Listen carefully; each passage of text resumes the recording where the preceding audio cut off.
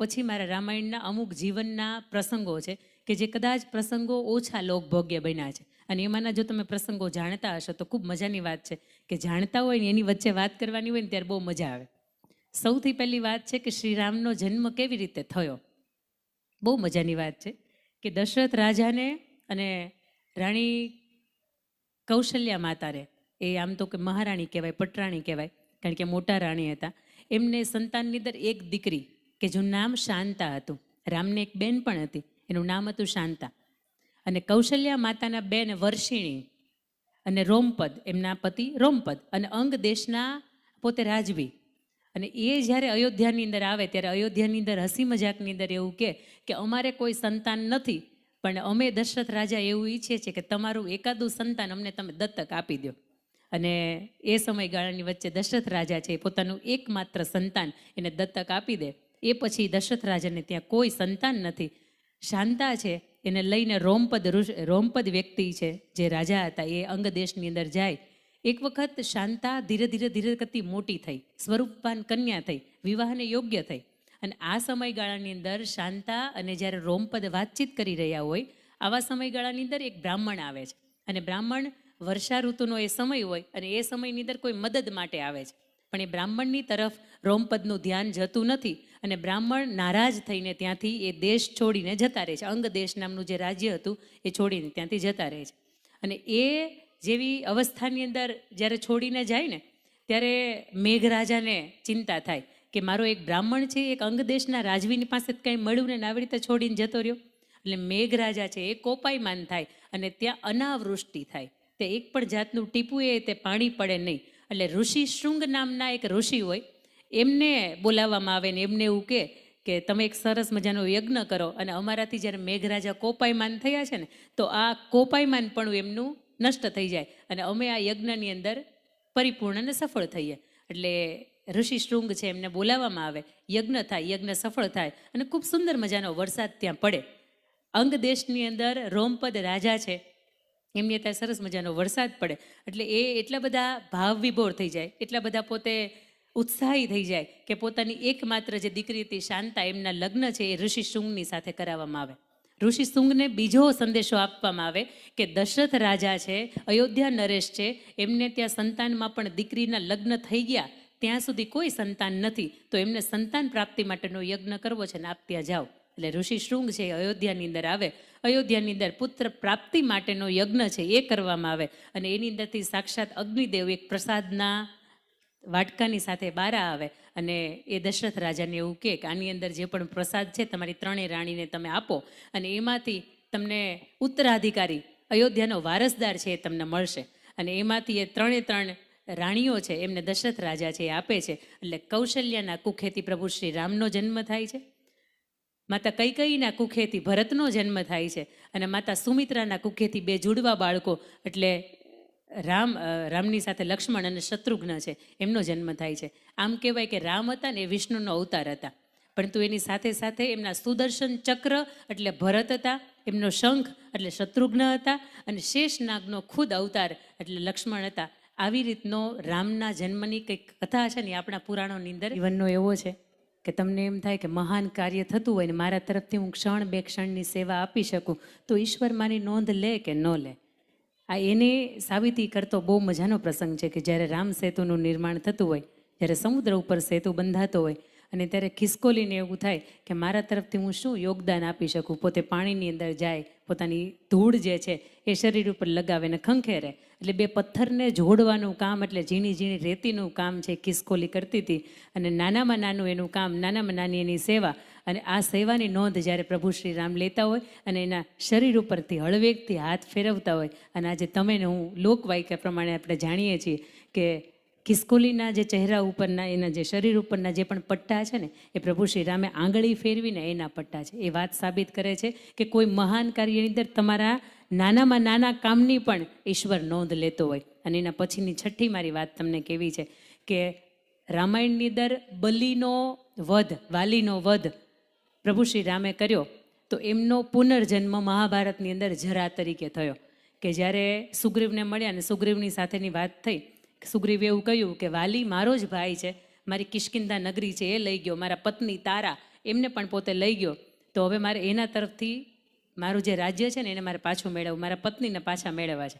પ્રભુ શ્રી રામ છે એમને સહાય કરે છે, વાલીને મારે છે. એટલે વાલી એવું કે તમે મને કપટથી માર્યો છે, તમે મને દગાથી માર્યો છે, અને એના માટે તમારે મારું ઋણ ચૂકવવા માટે ફરીથી મારે આમને સામને આવવું પડશે. અને ત્યારે પ્રભુ શ્રી રામ એવું કહે છે કે ચોક્કસ કોઈ સ્ત્રીનો ઉપર જ્યારે તારે અવળી નજર થતી હોય ત્યારે કોઈ સત્પુરુષ હોય, કંઈ સારો વિચારક હોય ને એમને તારા વિરુદ્ધમાં કાર્ય કરવું પડે. પણ મહત્વની વાત તો એ છે કે મેં તને આ ખરાબ રીતે માર્યો, મેં તને દગો કરીને માર્યો, પણ હું તને વચન આપું છું કે જ્યારે હું ફરીથી અવતાર લઈને આવીશ ને ત્યારે મારા મૃત્યુનું કારણ તો કે તું બનીશ.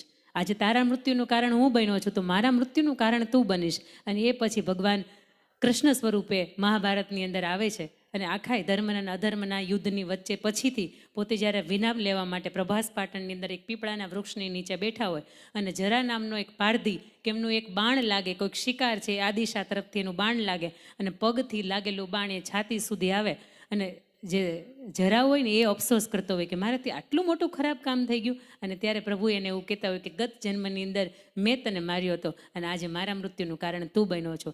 મહાભારતની રામાયણની આવી ખૂબ મજાની વાતો છે કે જે તમે હું હજારો વખત સાંભળીએ ને તોય મજા આવતી હોય. પણ આ મંચ એટલે પરિવારનો મંચ છે. શરૂઆતની અંદર રામાયણની વાતો કે જે મને ખૂબ કરવી ગમે છે, જેનાથી મને પ્રેરણા મળી હોય આવી વાતો, આવા પ્રસંગો, આવા સત્ય પ્રસંગો મેં આપની સમક્ષ રજૂ કર્યા.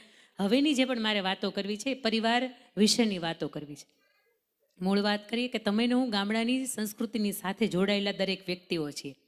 એટલે ગામડાની અંદર તમે જોયું હશે કે નળિયાવાળા મકાન હોય ને એમાં નળિયું એકાદું ખસી જાય ને તો નળિયાની અંદરથી એક ચાંદડું પડતું હોય. તમે જોયું હા કે ના? હા. તો એ ચાંદડું પડતું હોય ને તો એ ચાંદડાની અંદર આપણે ગમે એટલું પકડીએ ને છતાં એ ચાંદડું પકડાય નહીં. એની અંદર ઝીણા ઝીણા રજકણો ઉડતા હોય ને આપણને બધા દેખાય, પણ એમાંથી ચાંદડું પકડાય નહીં. એ ચાંદડાની વચ્ચે જે ઉડતા રજકણો છે ને એની વચ્ચે જો સંપ થાય ને તો એમાંથી માટીનું સર્જન થાય. તમે 5 દિવસ ઘર બંધ કરીને વયા જાઓ, એ ચાંદડું રોજ અંદરથી આવતું હોય, જતું હોય, સાંજે અસ્ત થઈ જતો હોય, સૂરજ એની સાથે વિખાઈ જતું હોય, પણ એ 5 દિવસ પછી જ્યારે તમે ઘર ખોલો ને ત્યારમાંથી માટી તમે પગલાં પડી શકે ને આવી માટી તમને એવું થાય કે આ ક્યાંથી આવતી હશે.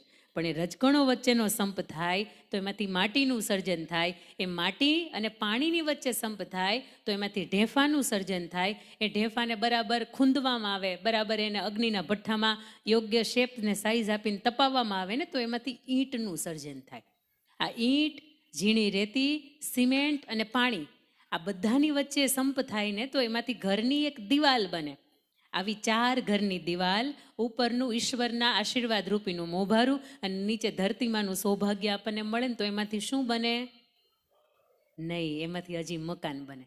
આપણે કુંભઘડો મૂકીએ ને એ મકાનમાં મૂકીએ, આપણે વાસ્તુ પૂજન કરીએ ને એ મકાનની અંદર કરીએ. પણ મકાન ને ઘર તમે ગુજરાતી શબ્દકોશમાં જાઓ ને તો એક સરખું બતાવતા હશે, પણ જો લાગણીના તાતનેથી આપણે સમજવું હોય ને તો મકાન અને ઘરમાં એટલો ફેર છે કે મકાન હોય ને એ માત્ર 4 દિવાલો ઊભી હોય, એમાં લાખોનું ફર્નિચર લટકતું હોય, પણ કોઈ જાતનો કોઈ શ્વાસ લે, કોઈ આવી ગયો, બેસી જા, જે હાશકારો થાય ને મકાનની અંદર ન થાય. પણ ઘરની અંદર ધબકતા અમુક સંબંધો હોય કે જે સાસુ વહુનો સંબંધ હોય, બાપ દીકરાનો સંબંધ હોય, બાપ દીકરીનો સંબંધ હોય, દેરાણી જેઠાણીનો સંબંધ હોય. આ જેટલા પણ સંબંધો છે એ સંબંધોની વચ્ચે હૂંફ હોય, સંવેદના હોય, પ્રેમ હોય અને સહાનુભૂતિ અને એકબીજા પ્રત્યે એક પ્રકારની એમ કહેવાય કે એવી અદ્ભુત લાગણી હોય કે મચ્છર એકને કરડી જાય ને તો દુખાવો બીજાને થાય. અંદરની વ્યથા એકને થતી હોય ને તો આંખના આંસુ બીજાને નીકળે. અને આવા ઘરની અંદર જ્યારે સંબંધો ધબકતા હોય ને ત્યારે એ ઘરને ઘર, એ મકાને એને નહીં રહેતા, એ ઘર થઈ જાય. પછી એ ઝૂંપડું હોય તોય ભલે, એની અંદર એક પણ જાતનું ફર્નિચર ન હોય તોય ભલે, પણ મકાન હજી આજે મેં કેટલાના જોયા છે અને આજે મેં કેટલાના હજી ઘરે જોયા છે. ઘરની અંદર ધબકતા 5-7 સંબંધો હોય, એની વચ્ચે સ્તંભ ન હોય, એની વચ્ચે પ્રેમ ન હોય, એની અંદર હૂંફ ન હોય, લાગણી ન હોય, તો આજે સાહેબ 5 કરોડનું કેમ ન હોય? આજે હજી મકાન જ નહીં રૂપમાં અપાય, એને ઘર કહેવાય જ નહીં. આ ઘરની જે 4 દિવાલો છે એની વચ્ચેની મારે જે વાત છે આપની વચ્ચે કેવી છે. પણ એ પહેલાં ગમતી વાત તો એ છે કે આ આખા આયોજનનું એક જ વ્યક્તિએ, એટલે એક જ આખા પરિવારે એ નિર્ધાર કર્યો છે કે ભાઈ અમારે પરિવારના સભ્યો દરેક સાથે મળીને આખા જે ભોજન સમારંભ હોય, જે મંચનો સમારંભ હોય, જે કંઈ પણ વ્યક્તિ આવે છે ને નાનો મોટો ખર્ચો લાગે છે તો એ બધો જ પરિવાર અમે સાથે મળીને કરીએ. વાત જ્યારે એક રસ્તાની આવતી હોય. વાત જ્યારે સમરૂપતાની આવતી હોય ને ત્યારે ઘણી વખત એવું થાય કે મોટા કોણ ને નાના કોણ આવી એક પણ જાતની મગજમારી ન આવતી હોય. પણ ઘરની અંદર તમે જોયું છે 5 વ્યક્તિ રહેતી હોય ને તો 5 ને એમ થાય કે અમે મોટા કમાણી કરતા હોય ને એને એમ થાય કે અમે કમાણી કરીને લાવીએ છીએ ને ત્યારે તમે શાંતિથી જમી શકો છો, એટલે એને એમ થાય કે હું મોટો. બીજા એવું કહે કે અમે રસોઈ બનાવી દઈએ છીએ ને તમે ટિફિન લઈને જાઓ છો ને, અમારાથી ઘર ચાલે છે, અન્નપૂર્ણા અમે કહેવાય એટલે અમે મોટા. ત્રીજી વખત બાળકો વળી એવું કે જેને સંતાનો નથી એને પૂછ્યા ને ભાઈ, કોઈક વાંજિયા મેણા મારીને જાય એની કરતાં તો અમે તમારી ઘરે સંતાનો રૂપે આવ્યા છીએ, ઈશ્વરે તમને સરસ મજાના દેવના દીધેલા 2 આપ્યા છે તો અમે મોટા. વળી તો મા બાપને એમ થાય કે આ તો અમે હાંચવી રાખ્યું ને આજ સુધી એટલે તમે સમાજની વચ્ચે કંઈક માથું ઊંચું રાખીને જીવી શકો છો, અમે મોટા. ઘણી વખત આવા સમારંભો થતા હોય, આવા ગામ પરિવારના પંચ ભેગા થતા હોય તો એની અંદર એમ થતું હોય કે હાડું મોટું કોણ? પ્રમુખ સાહેબ મોટા, ખજાનશી મોટા, મંત્રી મોટા, સહમંત્રી મોટા કે આયોજક સમિતિ મોટી, કે મોટું કોણ? આ મોટા છે ને એમાં જ મગજમારી થાય છે. એક વખત આ 5 આંગળીને ઝઘડો થયો કે આમાંથી મોટું કોણ. બહુ મજાની અને ઘરે લઈ જવા જેવી વાત છે. 5 આંગળીમાંથી પહેલાં અંગૂઠાની વારી આવી એટલે અંગૂઠાએ એવું કીધું કે હું મોટો ભાઈ, કારણ આપો. અંગૂઠાએ એવું કીધું હું તો પુરુષ કહેવાઉં, એટલે સૌથી મોટો તો હું, કારણ કે દેશ આપણો પુરુષ પ્રધાન છે. પણ વાત એ કરવી છે કે આનંદપુરાને આંગણે સરસ મજાનું 7 દિવસ પોકાર પરિવાર દ્વારા જે રામચરિત માનસનું જે જ્ઞાનામૃતમનું અદ્ભુત આયોજન હતું ને ભાઈ, માઇક્રો મેનેજમેન્ટ. એક પણ વ્યક્તિ અહીંયાથી આવે અને કોઈ અહીંયા મોઢું જરીકે ત્રાંસું કરીને ન જાય, કારણ કે દરેક વ્યક્તિના ભોજનની વ્યવસ્થા સચવાઈ જાય. અદ્ભુત કાર્યક્રમ.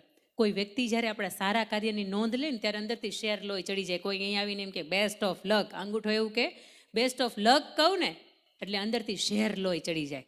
આટલી તાકાત તો કે મારી પાસે છે. અંગૂઠો એવું કે હું કોકને એમ કહું ટાઈ ફીસ તારું કામ કર્યું પણ કંઈ બહુ ઠીક ન કર્યું. અંગૂઠો એવું કે બેસ્ટ ઓફ લક કહું ને તો કોકને શેર લોહી ચડાવી દઉં, ટાઈ ફીસ કહું ને તો એનું શેર લોહી હોય ને એને ઉતારી દઉં. અરે ત્યાં સુધી મારી ગજબની તાકાત છે કે હું આમ સ્ટેમ્પ પેપર ઉપર ખાલી આમ અંગૂઠો બદલાવું તો માલિકને બદલી નાખું. આવી ગજબની તાકાત તો કે મારી પાસે છે. અંગૂઠો એવી વાત કરે છે, સાંભળો. હું નથી કહેતી, અંગૂઠો એવું કહે છે કે આટલી તાકાત મારી પાસે છે. બાજુવાળી આંગળીએ તરત એમ કીધું બંધા. ક્યારનો બોલે છે, અંકિતાબેનની જેમ ક્યારનો બોલે છે. આ આંગળીએ હું કીધું ક્યારનો બોલે છે એવું નહીં, એણે બીજું કીધું છે. સાંભળો, આંગળીએ એવું કીધું 5 વર્ષે મતદાન આવે. તમે જાઓ છો ને મત આપવા જાઓ છો ને, હા, ટીલું કઈ આંગળીમાં કરે? લીટી કરે ને, હા, એ આંગળીમાં કરે. એટલે આ આંગળી એવું કહે છે કે 5 વર્ષે મતદાન આવે હું તો દેશનો રાજા બદલી નાખું. આટલી બધી તાકાત મારી પાસે છે. આંગળી એવું કહે છે. એટલે તરત ત્રીજી આંગળીને એવું થયું કે મને વારો આવે, મારો વારો આવ્યો, હાલો ભાઈ. એ કે મોટી હું, સાબિતી આપો ભાઈ, સાબિતી આપો. કે જોજો સાઈઝ જો મારી. પણ એને ખબર નથી ને આપણા ગુજરાતીમાં કહેવત છે મોટા એટલા. આ તમે બોલો છો, હું નથી બોલતી. પછી મને ન કહેતા કે તમે અહીંયા મંચ ઉપર આવું, કે આ મંચ બહુ પવિત્ર મંચ હોય. અહીંયા મંચ ઉપર તમારે કોઈ પણ આવે, અમારા પીએ સાહેબ હમણાં આવ્યા છે ને એવું કે અમારી ગમે ત્યારે જરૂર પડો અને તમે અમને અડધી રાતે ફોન કરી શકો, કારણ કે સેવા સુરક્ષા અને શાંતિની સાથે અમે જોડાયેલા વ્યક્તિ છીએ. એટલે એ વ્યક્તિ આપણે મદદરૂપ થાય. પણ અહીંયા કદાચ માફ કરશો, 2 હાથ જોડીને કે કોઈ રાજકારણી આવે અને અહીંયાથી તમને એવું કે હું તમારો ને તમે મારા, મત જ્યારે નજીક આવતા હોય, ચૂંટણી નજીક આવતી હોય ત્યારે, અને પછી તમે એને ફોન કરો, એવું કે હું તમારો છું, એની ટાઈમ ફોન કરી શકો, અને તમે એને ફોન કરો ને 6 મહિના પહેલાં એનો ફોન બંધ થઈ ગયો હોય ને તમને સમાચાર મળે, ભાઈ કેવો ઝટકો લાગે. થાય ને. પણ મોટા એટલા ખોટા. ઘણી વખતે આપણા કામ કરી ન શકે એટલે આપણા માટે એ સમાજનો હોય તોય ભલે, એ આપણે આસપાસના વિસ્તારનો હોય તોય ભલે, આપણે ભાઈ કામ ન લાગે એટલે એ મોટો એટલો ખોટો. એની પ્રતિષ્ઠા ગામની અંદર શું કામની? ઘરનાનું જ કામ નથી કરતો તો. એના પછીની આ આંગળીનો વારો આવ્યો. એ આંગળી શું કીધું કે ભાઈ મારું સાંભળો, હું મોટી છું ભાઈ, કારણ આપો. એ આંગળીએ બહુ મજાનું કારણ આપ્યું. આ માલિક બદલી શકે, આ રાજા બદલી શકે. આ તો ખાલી મોટા એટલે જ ખોટા, દેખાવના જ મોટા છે. એના પછીની આ આંગળી એવું કહે છે કે દેશના રાજા જે હોય એની શપથ વિધિ ન થાય, એની તિલક વિધિ ન થાય ત્યાં સુધી કામનો શુભારંભ કરી ન શકે. એટલે એનો શુભારંભ કરવા માટે એટલે તિલક વિધિની સેરેમની મારે આંગળીથી થાય. એટલે આ આંગળી એવું કહે છે કે તિલક હું ન કરું ત્યાં સુધી આગળ વધે નહીં. આ તિલક છે ને એ બહુ મજાની વાત છે કે તમે આ ઘણા તો મને એમ થાય કે ગુંદરવાળોથી ચોંટાડીને આવે. એટલે આજ્ઞા ચક્ર જે બુદ્ધિનું ચક્ર હોય ને એની માથે ગુંદરનું આમ પડ મારી દે કે ભાઈ તું તારી રીતે હાલતું હોય ને તો હજી તારે હાલવાનું નથી, આમ કઈ નહીં પ્રમાણે હાલવાનું. અને માતાઓ બહેનો દીકરીઓને મારે આટલી વિનંતી છે, કોરું કપાળ એમને રાખવું ને એની કરતાં કંપાળની અંદર ગમે એવડા કલરનો અને ગમે એવી રીતના એ ચાંદલો કરવો. અને આપણે સનાતની છીએ, અને સનાતની હોવાનો એક જ તે એની ઓળખ કહી શકે કે ભાઈ મારા કપાળની અંદર ચાંદલો છે. આપણી ફેશનના કારણે જો આપણો ચાંદલો ભૂસાઈ જતો હોય તો હું એમ કહું છું ફેશનને ભૂસી નખાય. એ ચાંદલો જે છે ને એને અખંડ રખાય. આપણે કેવા લાગવાના છીએ, આપણે કંઈ નથી દેખાવાના, સમાજને જ દેખાવાના છે. પણ આપણું કપાળ ક્યારેય ઓડું ન હોવું જોઈએ, કારણ કે જેના જીવનમાંથી ચાંદલા, આ ચૂડી અને શેથાનો રંગ ઉડી ગયો છે ને એને પૂછજો જીવન કેવું હોય. અને ત્યારે તમને ખબર પડે કે ના ના આપણે કપાળ ભર્યું હતું ને સારું લાગતું હતું. પણ આ બુદ્ધિનું પ્રતિક રૂપેનો જે ચાંદલો છે ને હંમેશાને માટે કરજો. ભાઈઓની તો વાત અલગ છે, પૂજા કરતા હશે એ કરતા હશે, પણ બહેનોને આ નાનપણથી લઈને છેલ્લેથી લઈને છેક સુધી આટલી બે હાથ જોડીને આ પવિત્ર કથા મંચ ઉપરથી વિનંતી છે કે તમારું કપાળ છે ને એ ક્યારેય ખાલી નહીં રાખતા. કેવા લાગશું જીન્સ ઉપર એ ભાઈ હારા જ લાગતા હોય. ઘણી વખત મારી મંચ ઉપર મારી યાર આવે ને 8-10 બહેનો બેઠા હોય ને બધા તે કોરા કપાળથી બેઠા હોય ને ઓલા ચા પાણી કે પાણી દેવા માટે આવ્યો હોય ને જીન્સમાં 2 બહેનો આવી હોય પાણી દેવા માટે, એને સરસ મજાનો ચાંદલો કર્યો હોય. પણ આ આંગળી એવું કહે છે કે તિલક વિધિ ન થાય ત્યાં સુધી કામ ન કરી શકે. સૌથી મોટી તો કે હું કેવાવ ઢચલી આંગળી બિચારી સૌથી નાના બાળકો જેવી, એને એમ થયું કે બોલવા દે, હાલે તો હાલે. એટલે એ તે આંગળી એવું કે મોટી હું કહેવાવ, ધીરે ધીરે બોલે બિચારી. એટલે બધાયની આમ જોવે આમ. તમે ભાઈ દેખાવમાં તો નાના, મોટા એટલા જ ખોટા હતા, પણ આ નાના છે એ કેવી રીતે મોટા થઈ ગયા? ટચલી આંગળી બહુ મજાની વાત કરે કે ઇમરજન્સીમાં કોઈ કામ ન લાગે ને તેથી હું કામ લાગુ. મેં તમને કહ્યું કે આ મંચ પવિત્ર છે, તમે સમજો ને એ નહીં. એ બોલા બહુ નાના હતા અને ક્લાસની અંદર કેવો કંટાળો આવ્યો, વર્ગખંડની અંદર સાહેબ જવા ન દે અને ગમે એ બાનું કાઢીને પાણી પીવા જવું છે ને ઓલા પણ જવું છે ને ઓલા લીમડાને પીપળાને હવા ખાવા હાટુથી આપણે જાતા ને એ ઇમરજન્સીની વાત હતી. પણ આ ઇમરજન્સી એટલે 5200 વર્ષ પહેલાં કૃષ્ણ ભગવાન જ્યારે ગોકુળની અંદર અનરાધાર વરસાદ વરસો, મેઘરાજા બંધ થવાનું નામ નહોત લેતા, તે દિવસે કૃષ્ણ ભગવાનની પાસે બધાય અંગો સહી સલામત હતા અને બધી આંગળીઓ સહી સલામત હતી. તેમ છતાં એણે એક ટચલી આંગળી ઉપર ગોવર્ધન પર્વત ધારણ કર્યો હતો. 5200 વર્ષ પહેલાં કૃષ્ણ ભગવાન પણ એવું કહી ગયા કે આમાં મોટું કોઈ નથી અને નાનું કોઈ નથી. પણ આ પરિવારના જ્યારે પંચ હોય ને ત્યારે બધાય 5 હાચા હતા. પાછા સમજજો, આમાં ખોટું કોઈ નથી, 5 હાચા છે.